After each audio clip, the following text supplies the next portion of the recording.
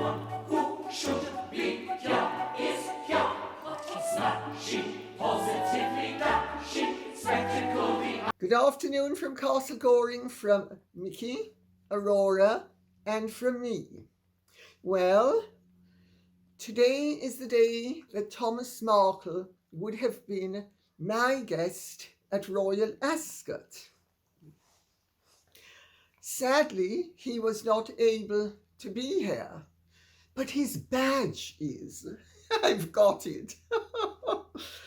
And I have offered him to send it to him if he would like it as a memento. With luck, next year.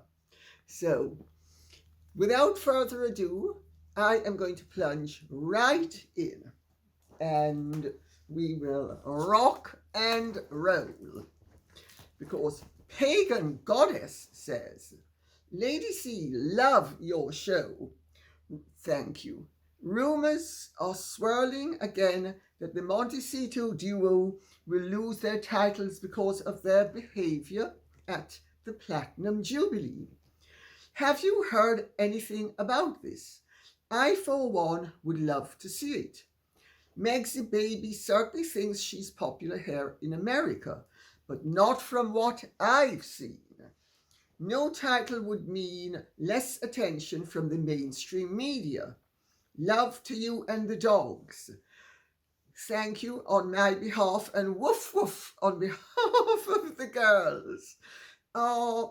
Well, actually, if they lost their titles, if they were stripped of their titles, it would cause a huge international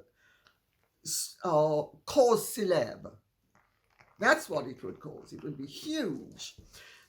There is no chance, insofar as I am aware, of Harry being stripped of his titles. Hence why I have, at the behest of certain people,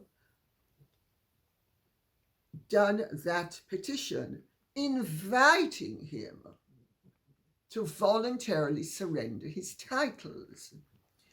Harry cannot be stripped like that of his titles. First of all, their behaviour at the Platinum Jubilee doesn't warrant attainting, which is what it's called.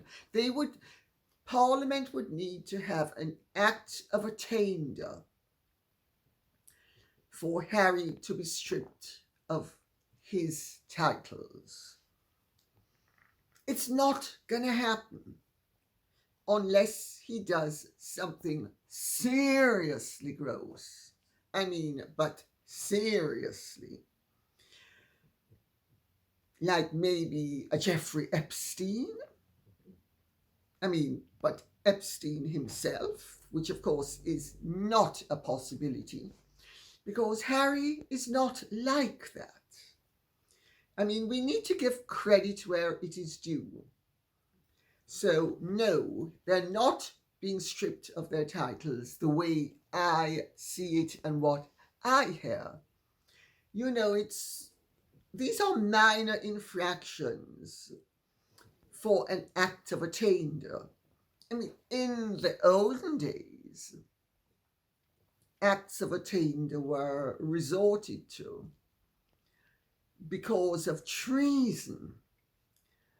Had Harry and Meghan lived 400 years ago or 500 years ago, you can bet your bottom dollar not only would he have been attainted, but he'd have been walking around like a headless chicken, as would Chickenfoot Gal.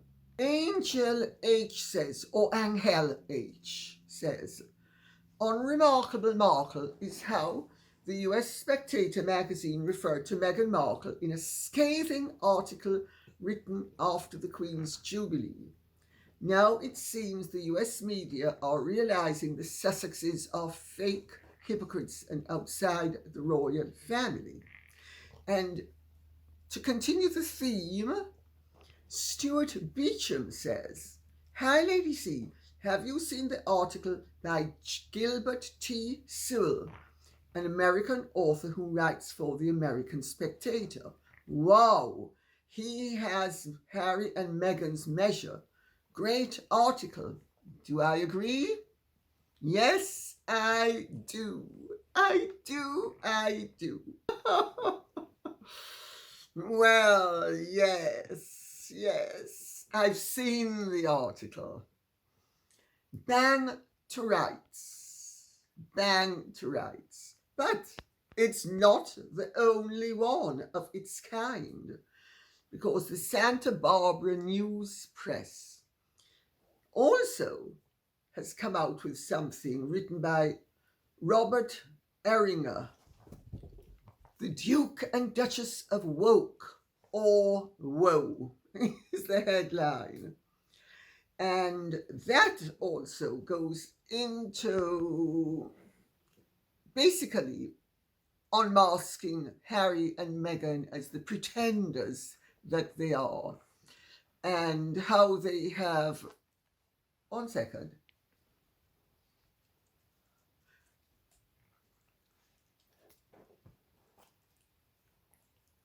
and how they have effectively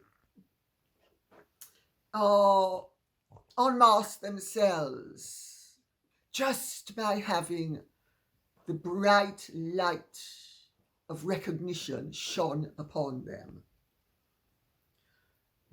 You know, Harry and Meghan are really very silly. Anybody who thinks that he or she is so clever that he or she will be able to fool all the people all of the time is silly. That's not how life works. Harry and Meghan have, for the last 2, maybe 3 years, rather delusionally indulged their fantasies of greatness at the expense of their credibility and their desirability.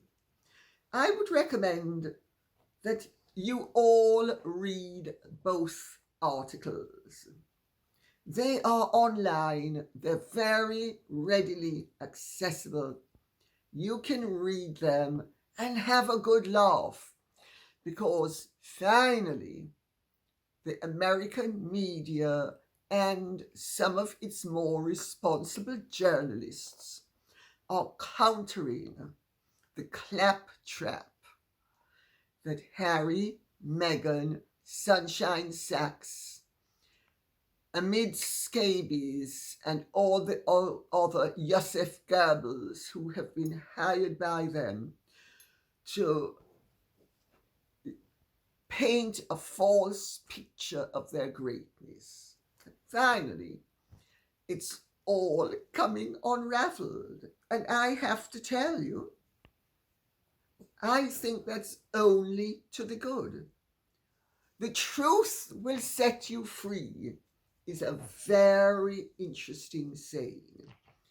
And maybe Harry and Meghan will adopt at least some of its aspects, and the truth will set them free, if they could embrace it.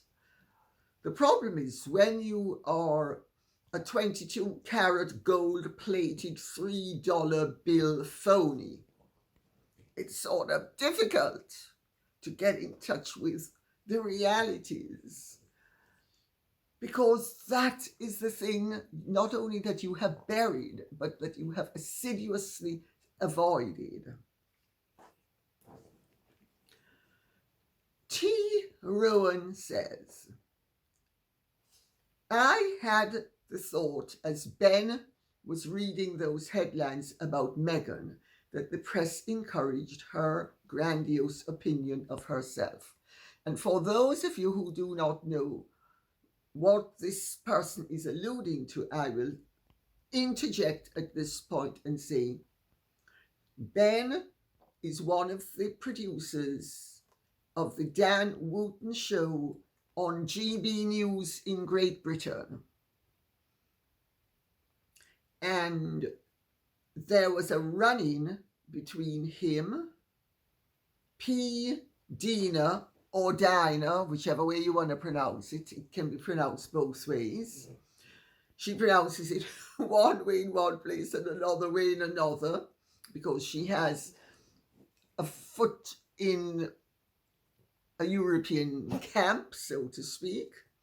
And there was this run-in with this woman who was this bizarre creature who felt entitled to interfere and interrupt an interview that they were conducting. So, putting it in its context, if I may, I will now continue. Those headlines about Meghan that the press encouraged her grandiose opinion of herself, those articles were like an anointing, giving her the power and the permission to overhaul the monarchy at the expense of the entire family, eventually making herself and Harry the only relevant people in the entire family. Meghan let it go to her head. She's really a stupid person. Intelligent people can be stupid. Lady C, you address the importance of team playing in your book about them. She is not a team player. Well, the articles fueled that weakness in Meghan. I thought that P. Dina and Ben were brilliant in their discussion about racism. Meghan was and is not a victim. She manipulates the race card to the detriment of the monarchy and the welfare of the Commonwealth, I'll interject at this point, as well as the British nation. However, we are the victims because we see the garbage they throw at us every day. You address that too. Thank you for putting it in perspective. Well, Tyrone, you make a really very interesting point, because the press really did to Meghan what Tiberius did to Sejanus, because they elevated Meghan to an unnaturally great height. And she was dumb enough to believe her publicity. Now, the first thing that anybody with any background who has any sort of public profile knows is don't believe your own publicity, because the likelihood is it's overblown. She believed her own publicity. Yes, not only did the position go to her head, but the power that she felt she had as a result of her success and the fact that she was embraced by the British press, the British people, the British royal family, the aristocracy, all classes embraced her. You only need to look at the wedding videos to see that she was embraced by absolutely everyone. What did she do with it? She not only stupidly had it go to her head, and you know, her head swells by the day. It will be amazing if it doesn't explode at some point. But there is more to it than meets the eye. The press, the British media especially, knew rather more about Meghan than the public did. They were shut down in the first week, if I remember correctly, of Meghan's relationship with Harry going public. And there is some question as to who engineered for it to go public and in whose interest it was that it go public. Because, of course, a girlfriend behind the scenes is one thing, but a girlfriend in the forefront of the world has status that a hidden away girlfriend doesn't have. Meghan knew that. Well, as soon as whoever it was that leaked, and it was a member of staff that provided the information, and I've heard very interesting things about how this happened. I touch upon it in my book, Meghan and Harry, the Real Story, and I'm not going to repeat it now because it's a trivial detail. But once it was public, the press very quickly discovered that Meghan was a lot more than she appeared to be. And to make sure that the press would be muzzled, Harry and Meghan, I suspect possibly quite deliberately, misinterpreted conveniently the justifiable reservations the press would have had about Meghan's suitability as a character and individual to join the royal family by saying it was about colour and sex. Well, you know, using the colour card was very convenient. So Meghan and Harry in the first week started to play the colour card. And so there's a degree of consistency and uniformity in the fact that they still play the colour card. But it wasn't about colour.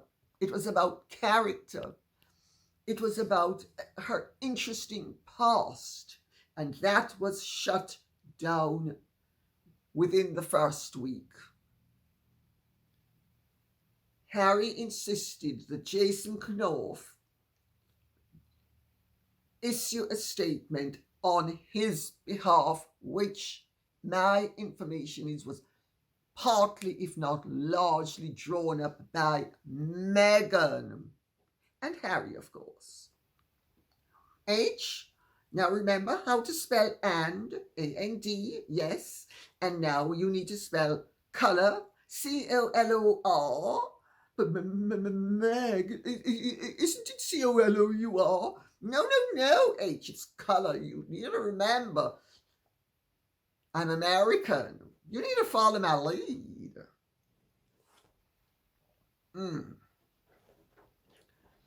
Brilliant move to shut down viable, justifiable, and valid criticism.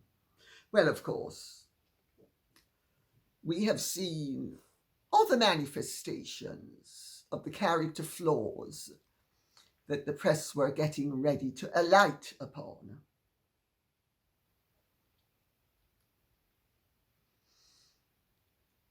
So, fast forward now, they're getting married, they get married, the early days of the marriage. There was genuine, even in the press, even though they knew things that it would have been better to have not known. Everybody was pretty enthusiastic about the relationship because, you know, you can leave your past behind. It happens all the time. And to give the press its due, they went out of their way to bury Meghan's past and to elevate her and provide her with the stature that she really didn't deserve. And yes, it went straight to her head. Straight to her head. It empowered her. This is a woman who needs no encouragement to be empowered, but it encouraged her and empowered her to actually overstep the mark and to overestimate her own importance and her value to the system. With, as we can now see, tragic results.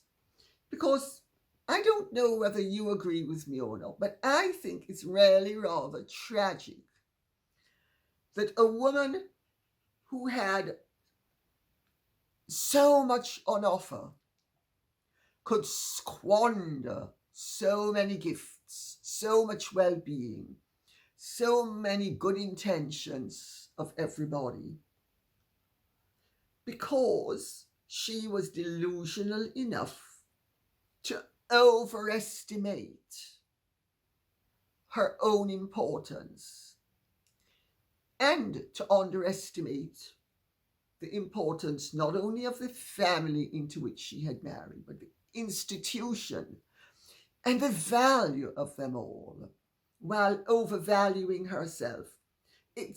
Look at the outcome from one of the most popular women in the world to one of the most unpopular.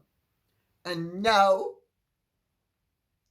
the proof is starting to be in the American pudding, because we have Mr. Sewell and Mr. Eringer, and let's not forget Maureen Callahan, and I am sure this is just the start of a tsunami of stories that will, now that the truth is being exposed, be alighted upon. Elizabeth says, I watched P. Dina's video with my very young daughter. She said, Mom, she, the woman that put her 5 cents into the interview, is the one that is racist. I do believe, besides being an atheist, Meghan is the racist. Otherwise, she would not use the race card all the time. What do I think of that? Well, I think, my dear, that your daughter is very wise. Out of the mouth of babes cometh forth wisdom. We all know that.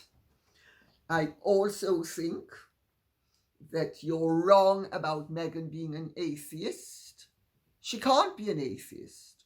She knows she's a goddess. How can she be an atheist? You can't be an atheist. And the creator of all things that came before you and will come after you and are coming during you, because you are not only the greatest living individual on earth, but you are the greatest living individual who ever lived, to such an extent that you are a deity. So she can't be an atheist. Nobody with that degree of self-belief can be anything but a theocrat. The problem is, when she looks in the mirror, does she see a woman who has, through willpower, lots of surgery, makeup and procedures, made a really rather plain face into something more attractive? Or does she see the goddess Meghan? I'm not going to take any bets as to which one you think she sees. I know which one I think she sees. Mirror, mirror on the wall, who is the biggest goddess of them all? As for the race card, she is mischievously an abuser of the racial situation. She has sown disharmony calculatedly and deliberately, in my view, going off her actions, to enhance herself, her earning ability, her popularity, as she thought it would. She doesn't seem to have understood. You don't get love when you are hateful. And when you are full of hatred and mischief making in the grossest sense of the word, why would you expect people to think you were wonderful? Since when was mischief making, to put it mildly, an attribute? She should have read her Deuteronomy. She went to a Catholic school long enough to know something about the Bible and the warnings against mischief making. Beth Garrow says, Harry just yanked his horse around so hard, big block capitals, that he pulled it right off its feet and it fell. Polo has 6 chukkers innings, each of which needs a fresh horse for every rider. Those polo ponies cost hundreds of thousands of dollars each. Then you have to feed them, treat them, transport them to each game, and outfit the rider. I'm sure the common man will be thrilled by a series on polo. Beth Garrow, you're very mischievous in a positive sense. You are proposing the Michel Duvalier way of treating the masses. Do you remember Michel Duvalier? Baby Doc Duvalier's really rather attractive wife, who got the bright idea that since the Haitian people were so poor and they were so rich, that they should have televisions in every village and everywhere, which the people could then be shown the high life that its president and his first lady and their cabal were living. I mean,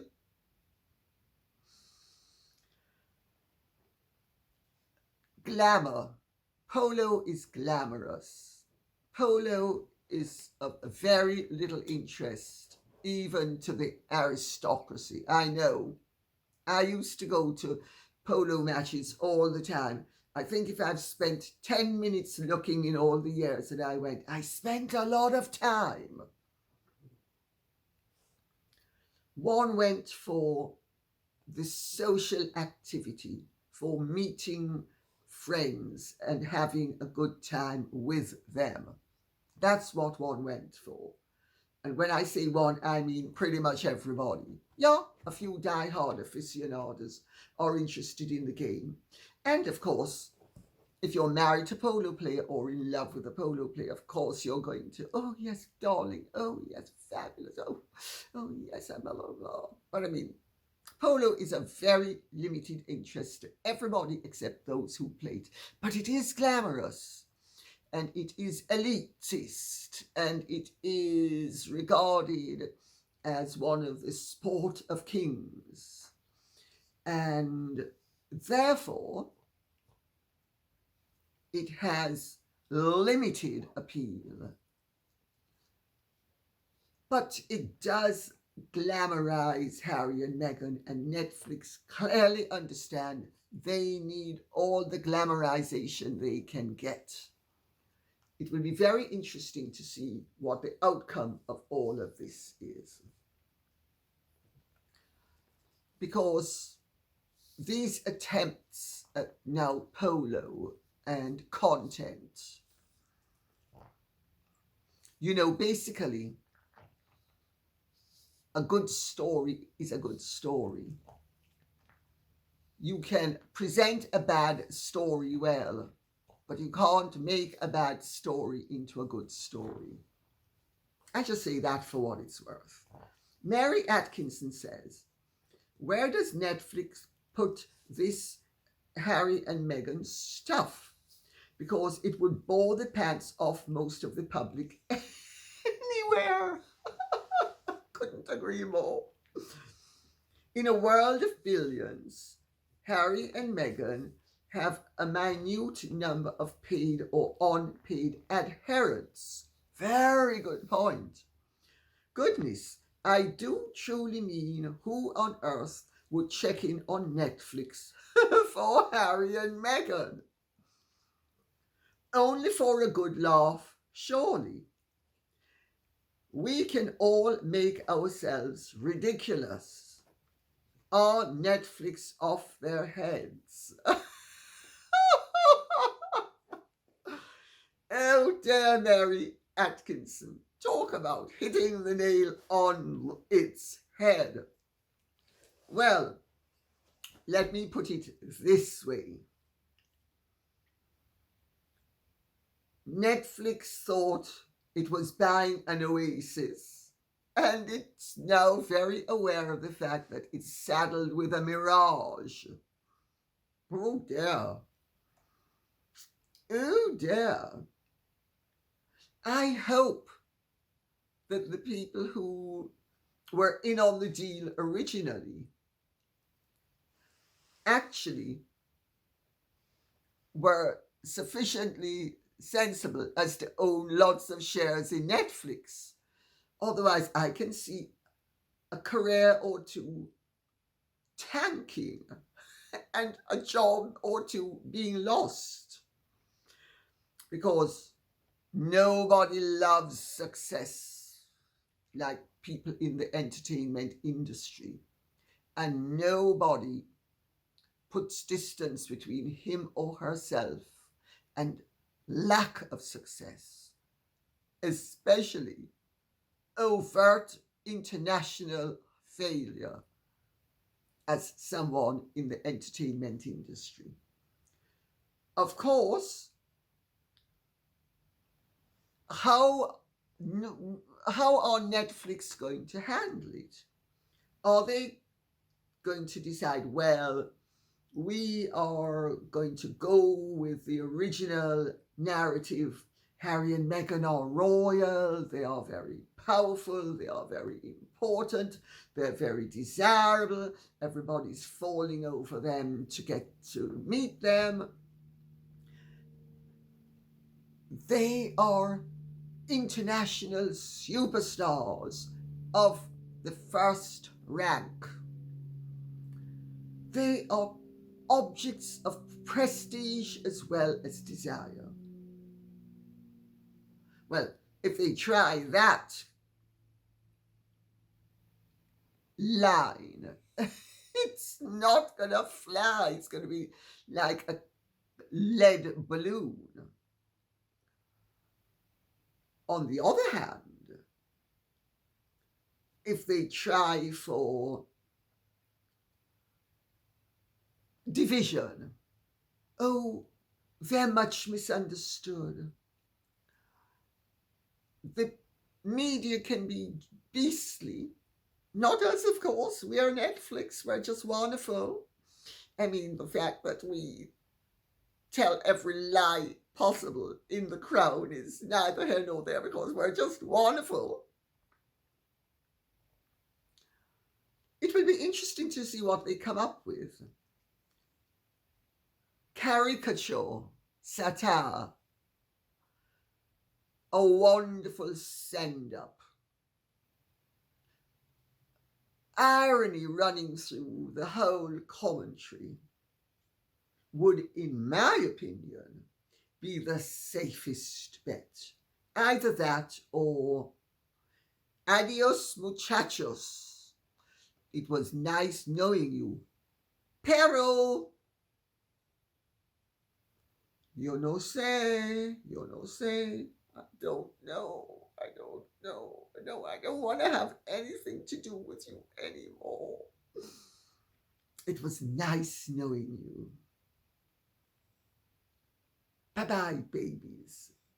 John Wayne says, innocent people do not settle out of court.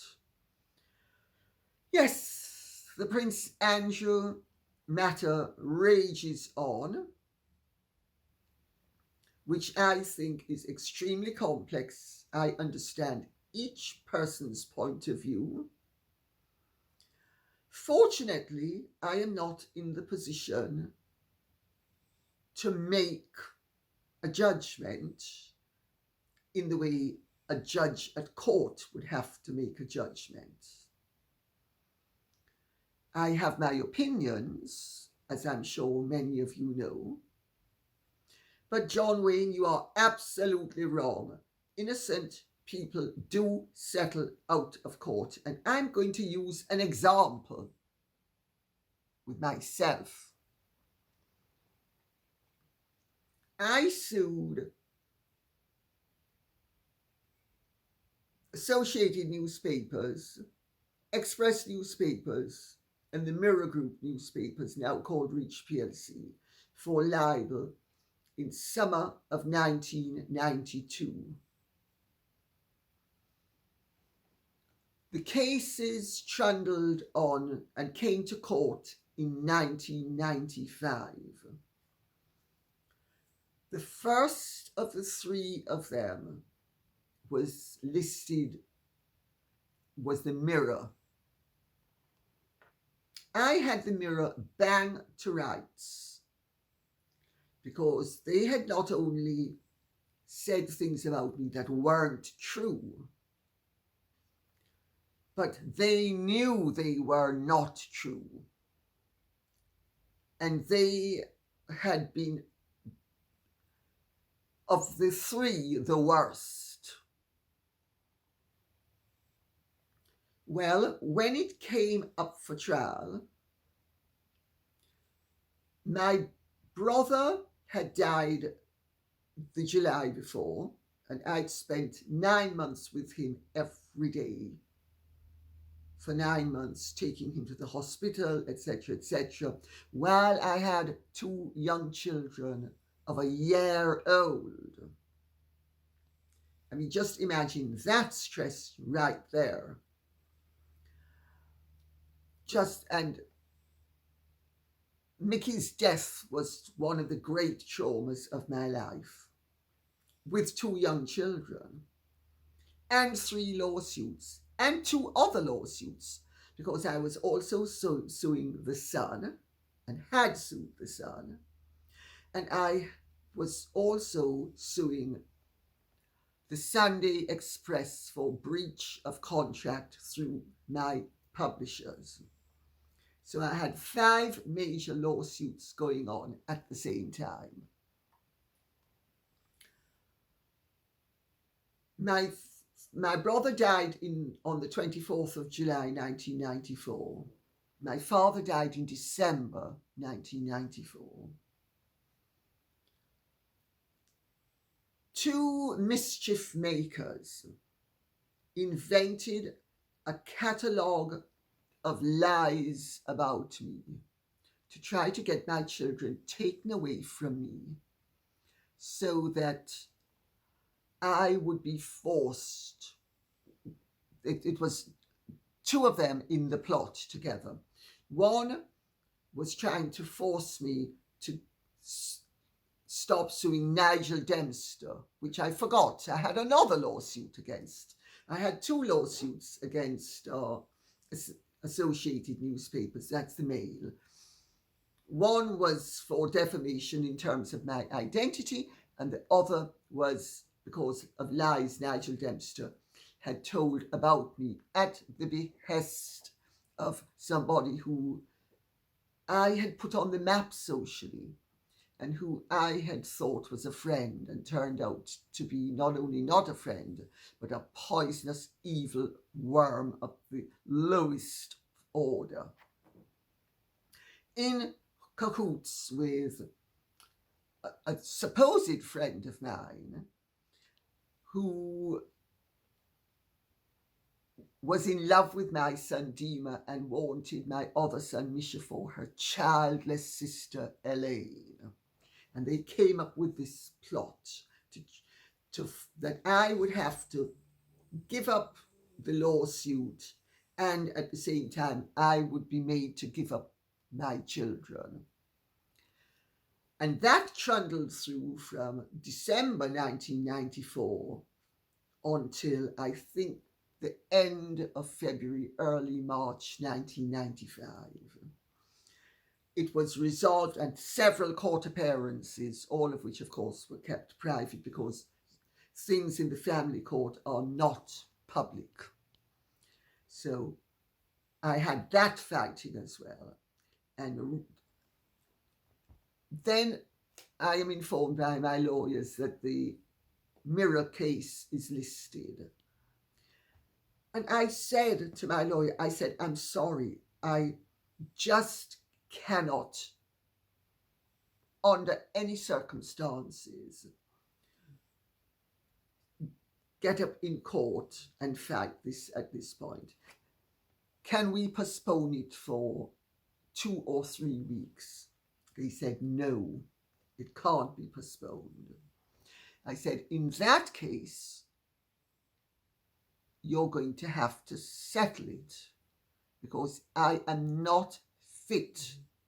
I'm just not strong enough. I just don't have it within me. I know I cannot face this at this time. Any other time, but not now. And my lawyers were, this is crazy, you can't do that, it's a winning case. And they were on a contingency fee arrangement as well. And so they wanted their big killing. I said, I'm sorry, I just don't have it within me at this point. A few weeks, yes, but not now. And I then got a friend of mine called Liz Brewer, through whom I had met Martin Cruddas, who was the legal manager of the Mirror Group. I had met him at a party at Ivana Trump and her then husband. I think actually, I may not have even been married at the time. Maybe they were, maybe they weren't, I don't remember, no, it's so long ago. Riccardo Mazzucchelli. I had met him at a party at, I think actually they weren't married at the time, I think they got married afterwards.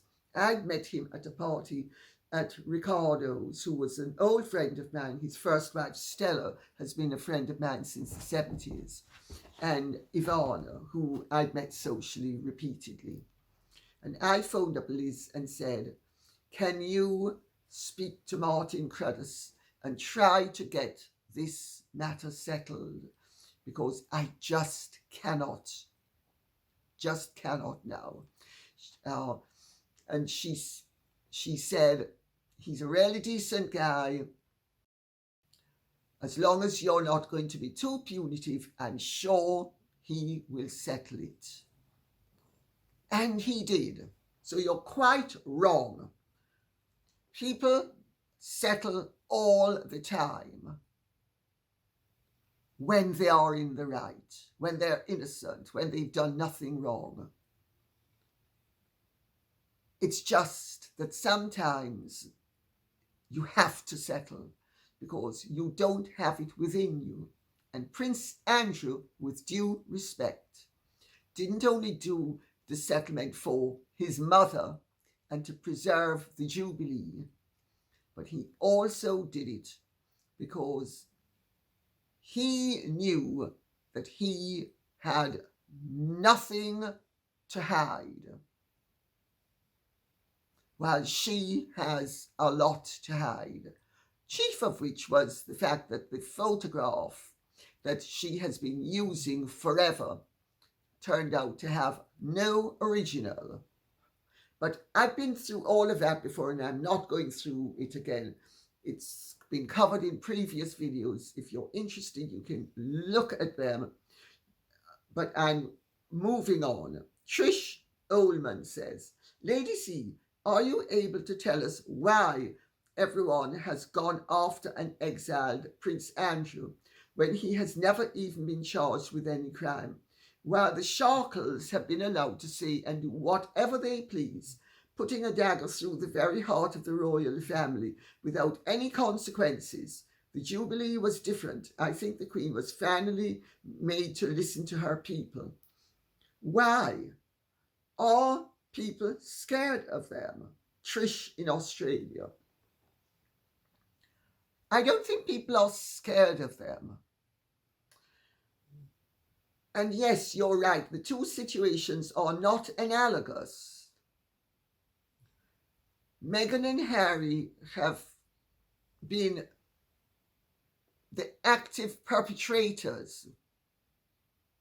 Prince Andrew was, in my opinion, roped into something way beyond anything that he could ever have imagined possible by a very dubious woman, Bill Clinton's lawyer, David Boys.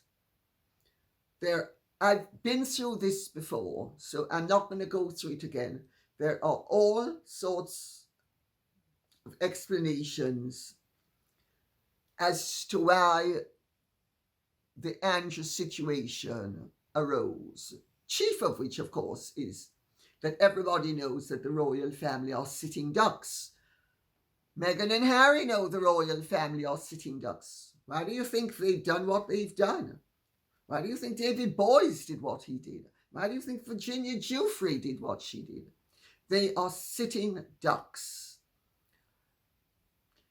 with a very little recourse to protecting themselves in the overt way that private individuals can do. People aren't scared of Harry and Meghan because they have anything on anybody. They've played their cards. They played their cards. Their aces have turned out to be two of hearts. They don't have aces. Nobody's scared of them. What people are concerned about is that Meghan and Harry, being superb embroiderers, will take out their embroidery needles, embroidery thread, and fabricate. And the problem with fabricators is you never know what they're coming out with next. And so you don't know how you can guard against it or defend yourself against it. Having said that, the royal family have been, and it's starting to bear fruit, they have been adopting a technique of giving them enough rope to hang themselves with, and people will see them for what they are. And the technique is bearing fruit.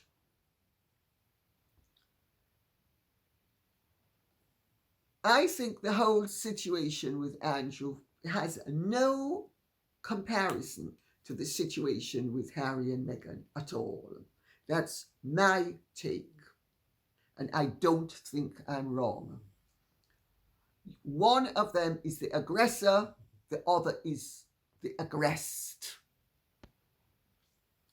Catherine Gans says, as to Andrew's status, if the court case in New York is decided against Andrew's accuser, will he not be vindicated and forgiven in the UK? Catherine Gans, that's a very interesting point that you make. I think we are witnessing with Amber Heard's insistence that the jury was corrupt, the judge was corrupt, Johnny Depp's lawyers are corrupt, she's an innocent victim,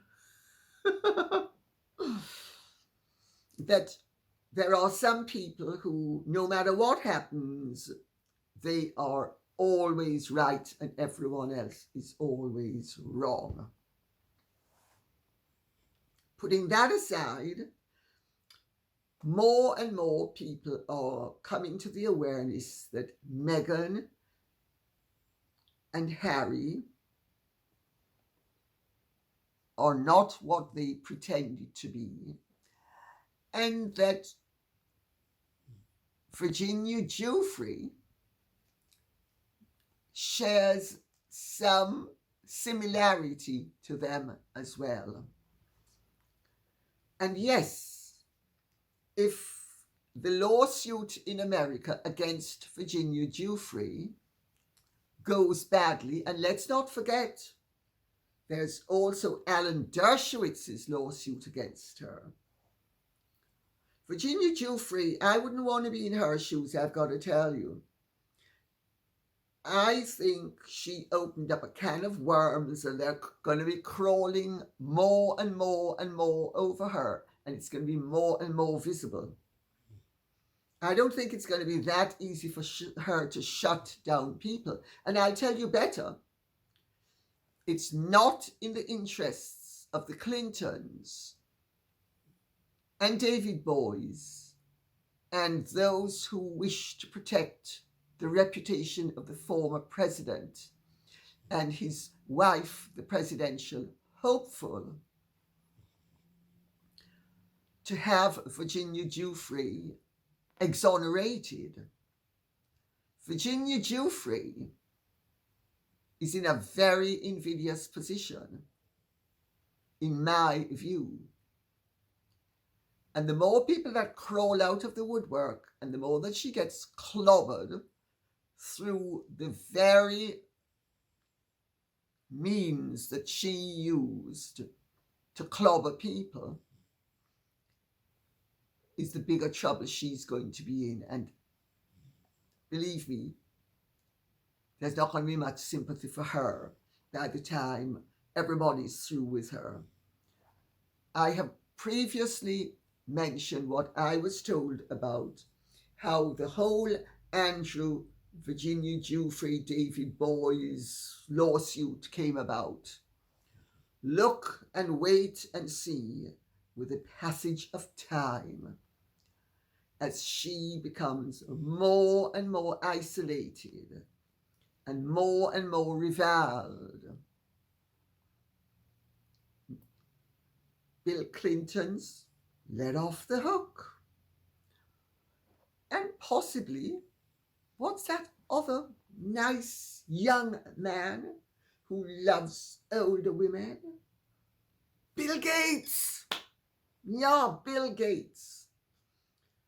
Narelle P says, hello, Lady C. Do you think there is any chance that Netflix have the ability to dump the Harkles completely? I would think it would be better business sense to cut their losses. Well, of course Netflix has the ability to dump the Harkles. Yes, of course. You can depend on it. Every well-drafted contract has a get-out clause. They've already dumped Pearl, that fascinating series, Pearl. Let's see what happens. Maybe they feel that they have invested too much already to cut their losses and run, that it's more salvageable an investment if it is run to its terminus, if it comes to fruition. I'm not on the Netflix board. I do hear interesting things about what is going on behind the scenes, but I'm not a predictor. I'm no fortune teller, and I'm not about to start now. So I think we need to watch this space. But to answer the question, yes, Netflix can dump them, and they will if they think it is in their corporate interest to do so. Linda Simpson says, wonder if Harry had married a decent girl, would he be acting differently and not trash his family? Don't get how one evil, trashy person can change a well-brought-up guy and make him hate his family. What power evil has. Many exclamation marks. Linda Simpson, you're absolutely right. Evil does have a lot of power and a lot of attraction as well. If you want to see Dr. Faustus by Richard Burton and Elizabeth Taylor, and she plays evil in its many guises, you will see that temptation is something that is dressed up attractively for evil to entrap. Had Harry married a different girl, would he be trashing his family? I doubt it very much. I doubt very much he would be doing it publicly. I think he's always been a little bit a disaffected individual and was always going to have a little bit of issue or two. But no, I don't think he would have been trashing his family. You know, destructiveness comes in many forms, and rarely evil is simply a spiritual term to describe unnecessary destructiveness. I have seen too many people in my lifetime behave destructively and careless of the consequences of their destructiveness, as long as they were getting what they wanted, to not understand that evil is an everyday common occurrence that exists in all our lives. Evil is not Adolf Hitler, Joseph Goebbels, Joseph Stalin, Mao Zedong, Pol Pot alone. Evil is often very ordinary. Evil is where you do something destructive when you could do something constructive, and for your own selfish reasons, you choose the low road instead of the high road. I have alluded to Othello many times before. Iago in Othello drips poison into Othello's air about his beautiful innocent wife Desdemona for Othello's own destructive reasons, to further his ambition, his power.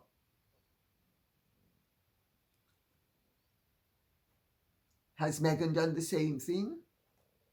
Many people would say yes. She has played upon Harry's fears, doubts, foibles, and it has to be said, not always a strong or splendid character, to his detriment, the detriment of the royal family, the detriment of the monarchy, the detriment of the British people, and make no mistake about it, the detriment of the Commonwealth.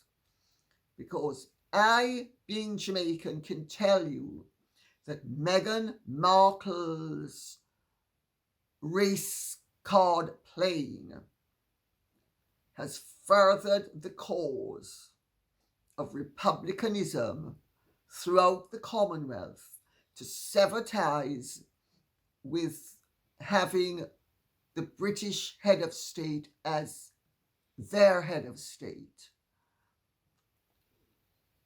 Even when the politicians know that it is not necessarily in the interest of the country, or even when they are neutral about it, they dare not let anybody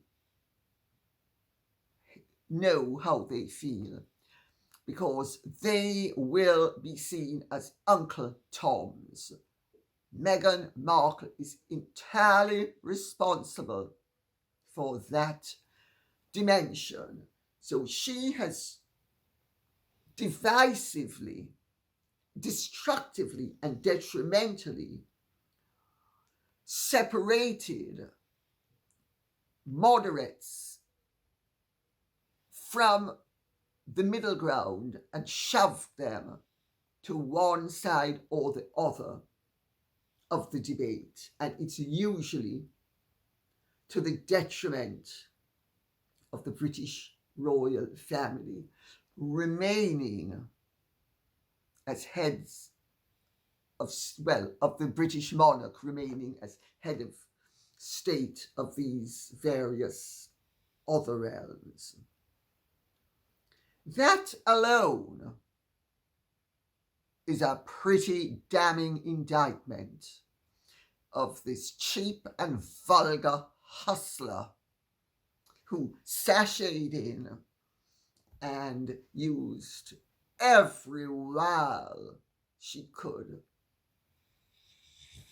to not only empower herself and disempower her prince, but also the British monarchy, and to play upon destructively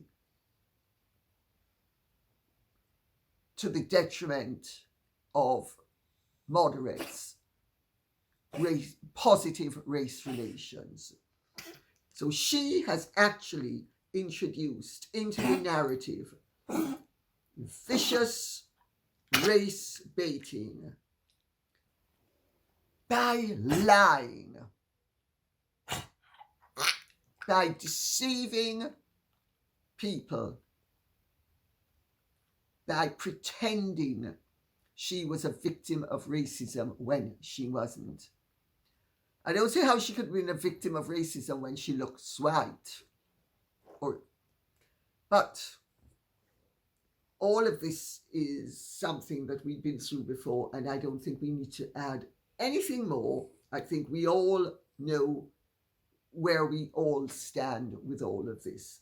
And on that note, I will say thank you very much for listening. I hope this has been of some interest to you. If it has, please like, share, subscribe, press the notification bell, and remember, keep the questions and comments coming in. You are fundamental to this. God bless and goodbye.